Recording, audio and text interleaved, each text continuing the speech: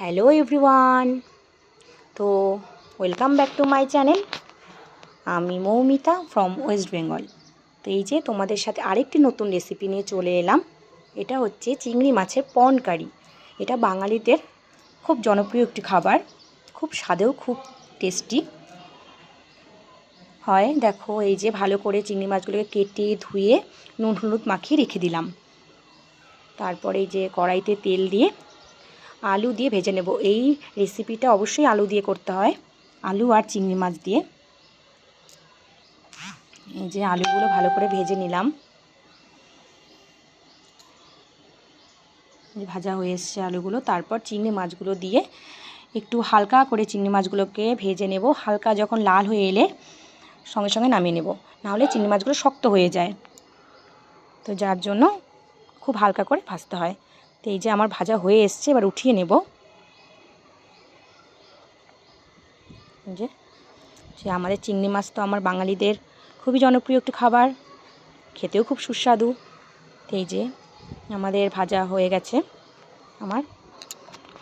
যে এবারে এই যে গোটা গরম মশলা, তেজপাতা আর শুকনো লঙ্কা আর জিরে সম্বার দিয়ে নিলাম। যে একটু ভাজা হয়ে গেলে মশলাগুলো, এবার মশলা দিয়ে দেবো। এই যে পেঁয়াজ, আগে পেঁয়াজ দিয়ে দিলাম। পেঁয়াজটা একটু ব্রাউন কালার হলে তারপর মশলাগুলো দেব। এখানে মশলা বলতে আমার আদা বাটা, লঙ্কা বাটা লাগবে। এই যে টমেটো কুচোনো দিয়ে দিলাম। তো এখানে যে সেরকম কিছু মশলা লাগে না, খেতেও খুব সুস্বাদু হয়। এই যে বাড়ির সাধারণ আমাদের হাতের কাছে যেসব মশলাগুলো থাকে, রসুন, কাঁচা লঙ্কা, পেঁয়াজ, এগুলো দিয়েই হয়ে যায়। এই যে ভাজা ভাজা করে নিচ্ছি পেঁয়াজটাকে আর টমেটোটাকে। এবার এই যে মশলা বলতে এখানে রসুন বাটা আছে, আর আছে কাঁচা লঙ্কা, আদা। এই যে একটু নুন দিয়ে ভালো করে ভেজে নেব। একটু হলুদ দিয়ে দিলাম। খুব সহজেই হয়ে যায় এই রেসিপিটা, টাইমও খুব কম লাগে। যে মশলাটাকে ভালো করে ভাজছি। যে ভাজা হয়ে গেলে অল্প জল দিলাম, যেহেতু মশলাটা পুড়ে যাচ্ছিলো আমার, তো ওই জন্য অল্প পরিমাণে জল দিয়ে নিলাম। আবারও ভালো করে ভেজে নেব।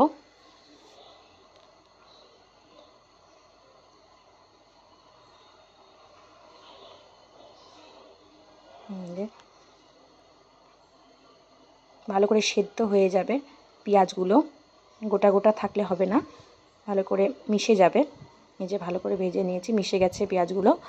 এবারে একটু জল দিয়ে দিলাম। অবশ্যই গরম জল ইউজ করবেন, তাহলে টেস্টটা ভালো আসে। আর রান্নায়, যে কোনো রান্নায় গরম জল ইউজ করলে ভালো হয়।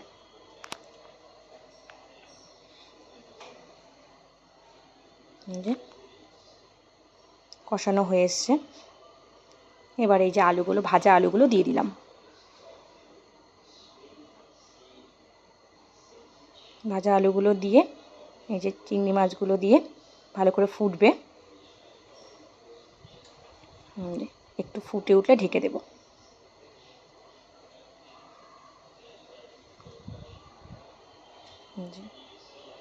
ভাজা হয়ে এসছে। আবারও একটু জল দিয়ে নিলাম, যেহেতু এটা একটু রস রস থাকে, বেশি মাখা মাখা একেবারে হয় না। এই যে একটু চিনি দিয়ে এবারে ঢেকে দেব। যে ঢেকে দিলাম, 5 মিনিটের মতো ঢেকে দিতে হবে। তো এই যে ঢাকনা খুললেই আমার এটা রেডি হয়ে গেছে, পন কারি চিংড়ি মাছ দিয়ে। তো এবারে একটু গরম মশলা দিয়ে নামিয়ে নেব। তো বন্ধুরা, কেমন লাগলো আমার এই ভিডিওটি? অবশ্যই ভালো লাগলে লাইক, কমেন্ট আর সাবস্ক্রাইব করতে কিন্তু ভুলবেন না। এই যে, তো বন্ধুরা, ধন্যবাদ সবাইকে, টাটা।